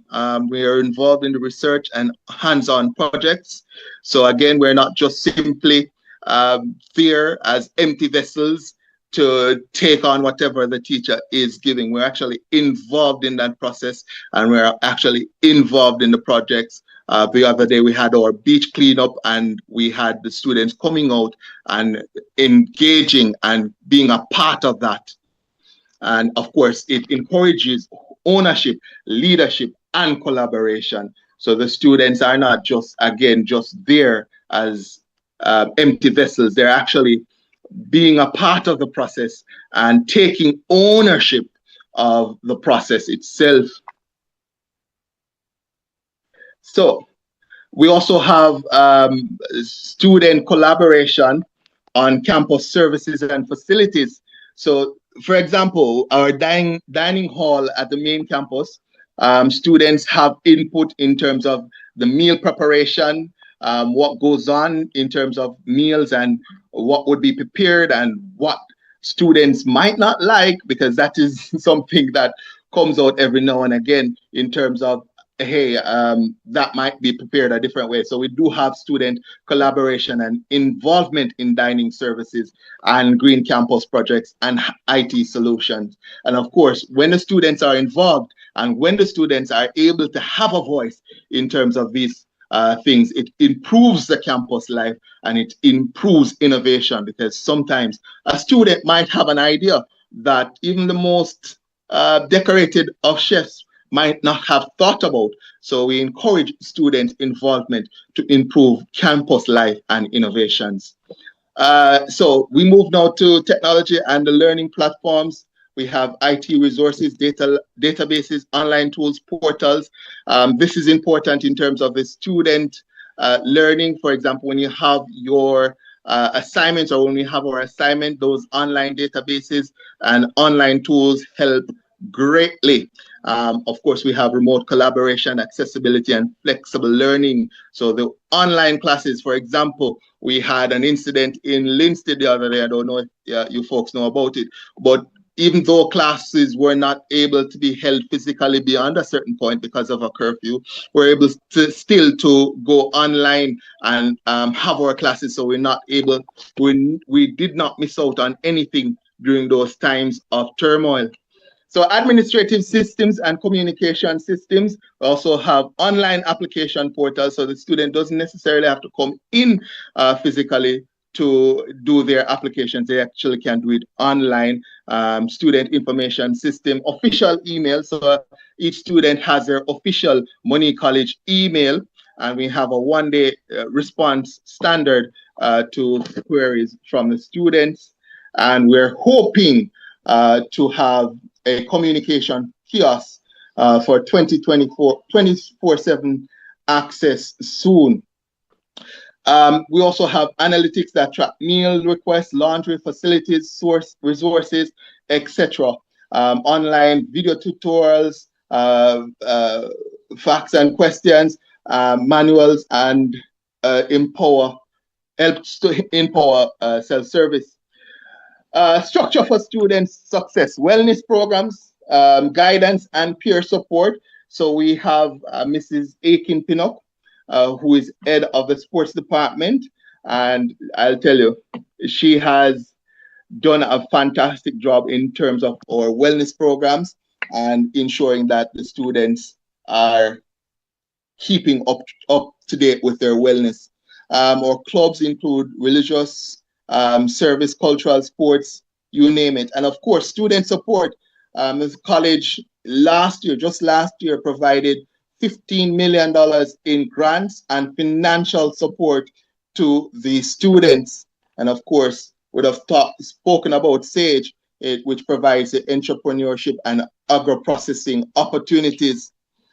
The college itself, we've won awards in netball, debating, music, and other competitions. And of course, we're looking to expand that success under Mrs. Aiken-Pinnock and to create greater involvement in terms of the student body in those competitions. Of course, our guild and student leadership is very important. Our class reps or our guild, whether on the main campus, Linstead campus, or the Galena campus, is very important. As again, we're looking to expand sport and expand our success in netball, basketball, football, cricket, and athletics, you name it. Challenges and lessons learned. Challenges. I'll tell you what, being at college is a very challenging endeavor. It is one of the hardest things I've ever done in my entire life. And I'll tell anyone that. Resources, not just for myself, but for the college, is very difficult. We live in a world, or we live in a country where resources is always an issue. We've always had challenges with the resources available and maintaining those. And it is a fact that the college is now looking to improve upon that. Let's say as a teacher, you have to be reflective. And that is something that the college is reflecting on to ensure that the resources are available for student success. So our future plans include expanded programs, new partnership, tech upgrades. I know that there is, for example, a new system coming in place now in terms of our access to iSIMs and ensuring that it is secure. So we're looking always to upgrade, to innovate, and to expand. I'm looking particularly at the Linstead campus, and I've spoken to our principal that at one point in time, again, maybe before my time on this earth has ended, that the Linstead campus should expand to a situation where we're able to accommodate all the courses that are had at the main campus. And I'm sure the main campus is also looking to expand. So let's get to the conclusion. I think my time is just about up. So the Money College, it cultivates leaders. You can hear it in my presentation. You can hear it in my voice. I'm not the only one at the Money College that is at the forefront of leadership. It is an institution that fosters leaders, it fosters innovation, and it fosters global citizens. Jamaica is at the centerpiece of our thinking at the Money College. But at the end of the day, we are all global citizens. And so we must think not just about country, but about the globe entirely. We also believe that education is practical, inclusive, and globally relevant. It's not just about the individual, it's about humanity on a whole. I thank you for your time and say thank you yet again. Thank you, Mr. Nugent. You are the only one who breached the time rule. But I can understand that because the theme says student-centered higher education, enhancing services for a globalized future. And so since you are central and you are the voice of the students, I know that you would have breached a little, and I would not penalize you for that. But I heard you at the very beginning. Technically, you didn't say it in these words, but you are saying, do not talk about us without us. So you lended your voice to the business of globalized future education. At this time, I know that we have a lot of comments and in some cases questions for the various presenters. And you would agree with me that we have had a feast this morning. So the floor is now open for questions and answers. As much as possible, if you can recall who the presenter was, who you want a response from, you could indicate same. If any of the panelists have additional information to add to any of the presentations, you are free to do so. So at this time, I open the floor for question and answers. You could indicate by raising your hands, so I will see who wants to do a question and so on. Not seeing any raised hands yet. I would appreciate some help if anyone is seeing raised hands that I am not seeing.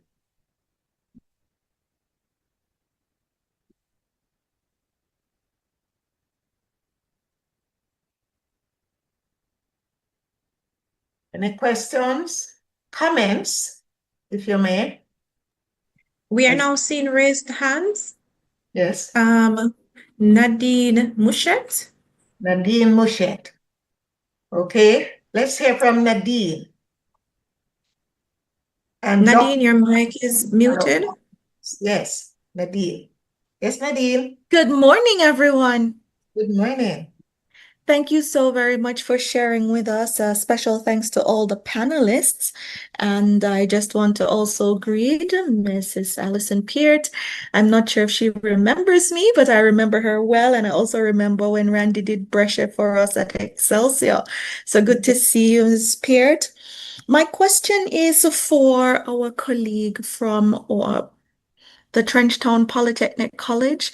I'm really interested in the section of your presentation where you spoke about moving from descriptive reporting to now having those reports through and with AI being more implementable. I'm wondering if you have any specific example of one of those things that you are doing now that you think is, ready to be shared that we could probably try to adopt. Thank you. Yeah. So that question. Okay, thank you for that question.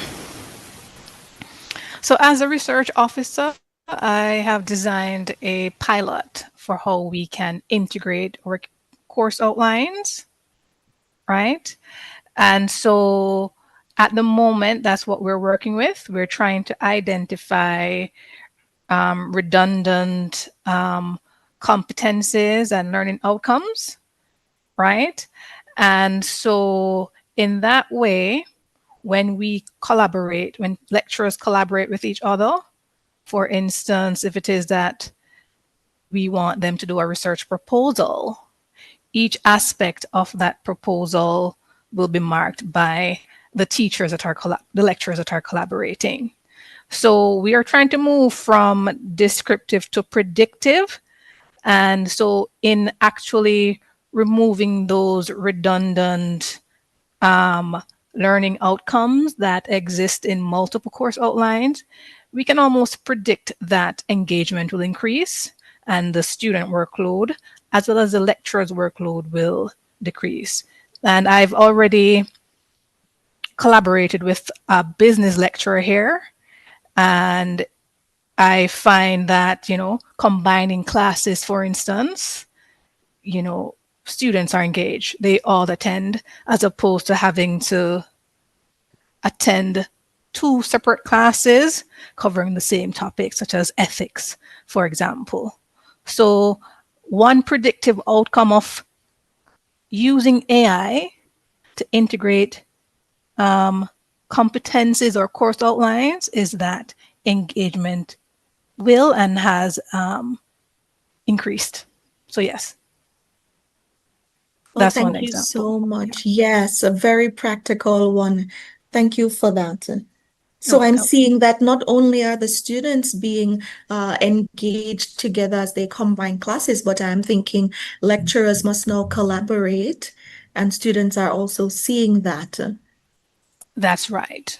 And the AI helped you. What I'm thinking is you're running the course outlines through AI for AI to help, match or identify where there are some redundant, repetitive, similar competencies across them. Yes? That's correct. Yes, Miss Ferguson. Well done. I like it. Thank you. Okay, thank you. I think I saw Dr. Black's raised hand earlier on. And after that, after Dr. Black, then... No, I did not have my hand up. No. Oh, you did not have your hand up? Sorry, Dr. Black. So Jacqueline Smart, I see your raised hand. Yes, good afternoon, everyone. I must say I am very happy to be at this presentation, this webinar today, to hear all that is happening, and in particular with money as well as the Trenchtown Polytechnic College. Miss Ferguson, because it's so much you said on the whole usage of the incorporating artificial intelligence into the whole teaching experience and with the curriculum is there any particular AI tool that you're using? And is it used throughout all your programs, or is it like just a particular course or so? Or is it just in the administrative area? Okay, but I want to point out that the aim was to demonstrate how we're centering our students' learning by using our feedback mechanisms. And a pilot study was developed to show how we can integrate our course outlines, right? And so that is the extent of the usage for now, right? And OpenAI has developed a specific section for educators, ChatGPT for educators. And so that is the recommended tool I'm suggesting to see how we can optimize curriculum evaluation. Yeah, the process and ultimately the quality service that we offer our students. Okay, thank you. Thank you very much. You're welcome. Mr. Davion, it's Davion, the Student Guild President. I must say also a big commendation on your presentation in showing how much students are actually engaged in the whole aspect of the decision making, and just being on campus and everything and all that, the programs that you have, because now I honestly I didn't even know that Monique was doing all of that. So it is good that you could have bring that to the core and bring that to light so that we can see more. So I am really grateful for that presentation and just the whole involvement of the student body in everything. Ms. Smart, would you like to share which institution you are from? I am from the Sigma College of Nursing and Applied Sciences. Okay, thank you so I'm not much. the lecturer, I am the librarian. Okay, thank you so much. Thank you for that, Miss Smith. I really appreciate it. Smart. Miss Smart, sorry. I really appreciate it. As I said, at the Morning College, we strongly believe in student engagement and student participation. And as you said, the programs, is lots of folks think it's just a teacher's college, but it's so much more now. So much more. Okay, thank you so much, Mr. Nugent. Am I overlooking any raise hand? Miss Smart, can you lower your raise hand now, please? Okay. Any other question, comments? Yes, there's no Jacqueline Thames. You may go ahead. Jacqueline Thames from Monique. Am I right? Mrs. Thames? Miss Thames? Miss Thames, are you from Monique? You are muted. Miss Thames, yes. Are you from Monique? Miss Thames, you can go ahead and speak. Yes, you are. Okay. Yes, I am. Yes, you're breaking up.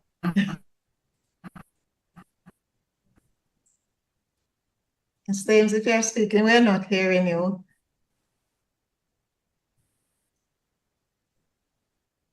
We're not hearing you, Miss Thames. Maybe you might have to change your location. Still is choppy. Still choppy. Still choppy. No? Any better now? A little better now. Go ahead. Let's hear if it is continuing to be better.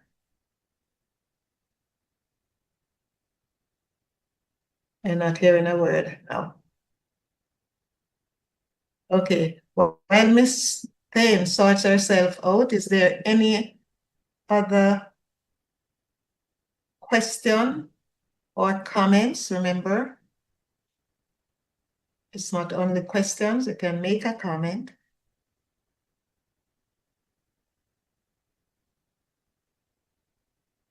We're already 10 minutes past the scheduled end time, but we can still accommodate a few comments or questions to any of the panelists.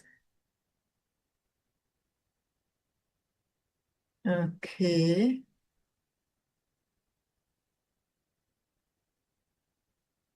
Mrs. Spence, am I overlooking anyone? I was looking in the chat. I don't see any question in the chat. No question in the chat. The only there was a comment that I was impressed with from Kenrick Picknight. Said he commented about the poem. He says the second poem is epic, he said. And it said it got him craving for breadfruit. So I see Miss Allen's raised hand. Let me hear from you, Miss Allen. I just want to say something something that Mr. Nugent said, and I found it quite interesting. The level of student involvement, where he said, as a student, you can literally launch your own club. The prayer club, yes. Exactly. The kind of situation where the students are not only involved in terms of participating in the clubs and society, but you are able to form your own club so that you are also developing these sort of management skills and that sort of thing, becoming responsible, etc. So I just want to comment on that, where the effort to cater to the different needs. Somebody wants a prayer club, as he said. Why should the person be denied? I found that quite, interesting. Yes. Okay. Thank you so much for that, Miss Ellen. Any other observation? Ms. Thames says, Ms. Thames, are you able to speak now? Okay, I'm not seeing her and I'm not hearing her.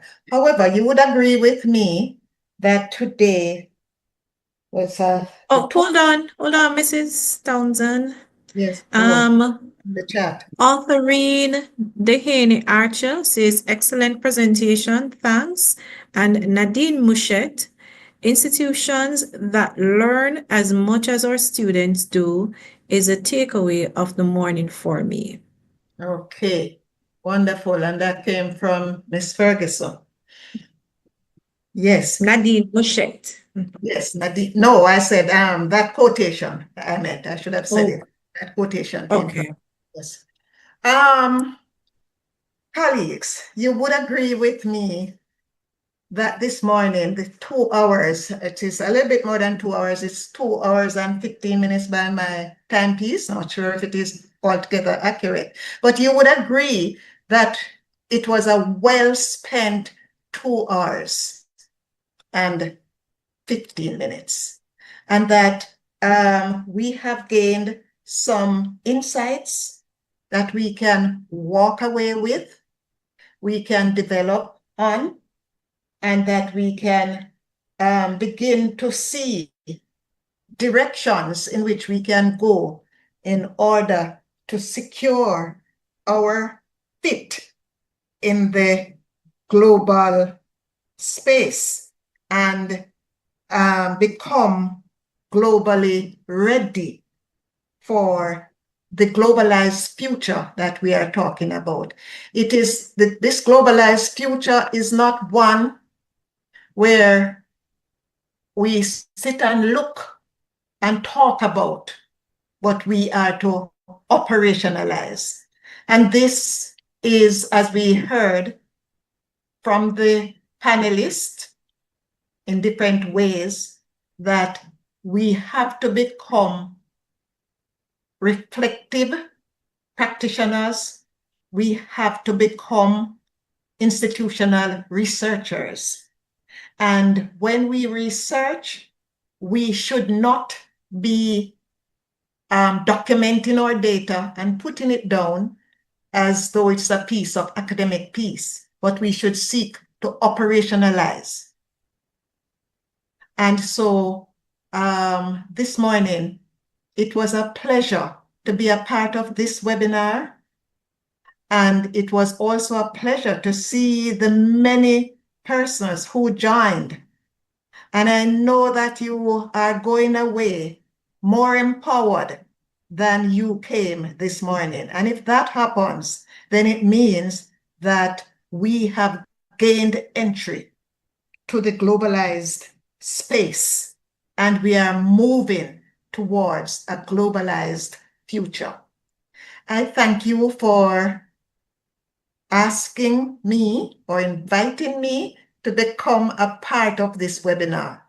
And I wish you all the best as we all join hands together in partnership to move into this globalized space, which Miss Allen said earlier on, it's not going anywhere. I didn't think she used those words, but it is here to stay. And so we must arm ourselves to get into this space and to fit adequately and as perfectly as we are able to.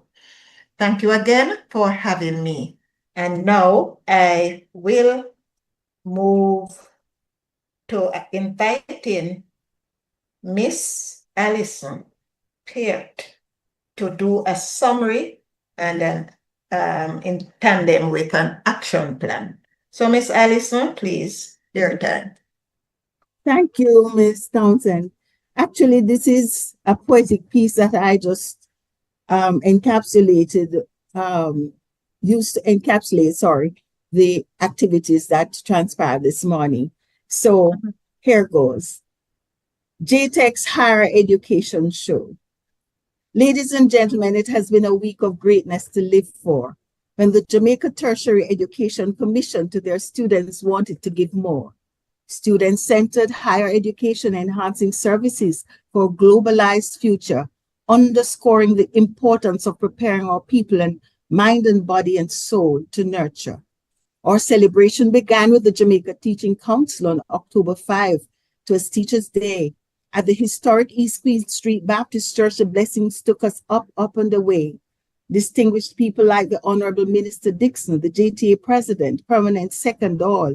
One could tell from the look of things that this week was going to be a Super Bowl. J-TEC hosted an international conference at UWI on higher education, no less, exploring the need for a self-defined and inclusive internationalization agenda so that we remain the best. Institutions must prioritize authentic offerings so our tertiary students can mash up every test. And so the morning began with Lady Roxanne introducing moderator Mrs. Dulcie Townsend, former senior education officer, consulting educator, and lead inspector, such a godsend. Dr. Damian Black, he underscored the importance of the webinar on student-centered higher education. This is a vitally important theme meant to lift education in our nation. Ensuring how students are included in the governance of the institutions. The programs must ensure that students have a voice to enhance higher retention, critical thinkers, problem solvers, navigators of ambiguity. We must offer more equity, breaking down barriers. We want them to understand. We want them to understand their bounden duty. Time than it was for yours truly to change the world a little bit, a job that is slated for every man, woman, boy, and girl. Mrs. Dulcie gave her instructions to the panelists and student guests, begging their pardon for stopping them in their tracks if they failed the overtime test. Miss Barbara Allen, ODJP, former Chief Technical Director and Lead Inspector, she was next, advised us that her task on the panel was basically to provide the context. With her PowerPoint presentation, she reiterated the seminar's theme. The first thing we need to do is to define the terms, make them concrete, not just a dream. We look at students' needs and interests with full participation in their institution, intellectual, emotional, physical, spiritual, not only academic needs in motion. We must see the integration of the worldwide economies driven by services, plant the seeds. What kind of system do we have to provide so that our students can grow and succeed? Adaptable, digital literacy, lifelong learning, having programs of quality unfurled, cross-cultural understanding so they can live, not just survive in an ever-changing world. Our students enter with varying backgrounds. They have different wants and needs. We must provide the environment for them to be fruitful, having planted the education seeds. Our focus will be on programs of quality with clearly defined framework and a superlative governance structure, a great financial system while safeguarding all aspects of our young people's future. Students should be provided with different payment structures and a variety of payment plans. Remember, their needs and backgrounds are different. They need to help to be good citizens, so grand. The empty bag can't stand up. There will be challenges along the way. Financial ones, lack of comprehensive planning, use of physical and virtual space each day. Access to and use of technology where not enough is available in the place. We need to be a bit more creative. Partnership arrangements are excellent resources to have in the space. Proximity to existing services such as food, creative alternatives such as temporary ramp. Then came the voice of Moderator Townsend, just a gentle time reminder, not the presentation to damp. So we need to be flexible and creative, catering to individual students' needs, to prepare them for every challenge they may face in thought, word, and deeds. She received much gratitude on her excellent presentation. It was so very well done, making way for TTPC's research officer, Ms. Kaylin Ferguson. A global shift from teaching to learning, student agencies, adaptability and collaboration. Students are no longer confined to classroom, but with regard to learning, we have a new situation. Here we have a competitive global reality for Jamaica, a challenge and opportunity. Too many of our young people are not engaged in tertiary education. That certainly can't be promising for the future of our little nation. Only 19% of Jamaicans aged 19 to 24 are enrolled. The UWI in its report noted a decrease in persons entering the fold. How do we move from student-centered in theory to student-centered in operation? Stop, start, continue, graduate, tracer, study, and 360 degrees course evaluation. That's TTPC in practice, my friends, listening as learning. Developing a model there that informs improvement to result in ultimate future learning. The challenge, however, is that of turning data into action, not only to use it retrospectively, but move to real-time intelligence in motion. If feedback data is the fuel, we need the engine, which is the AI instrument.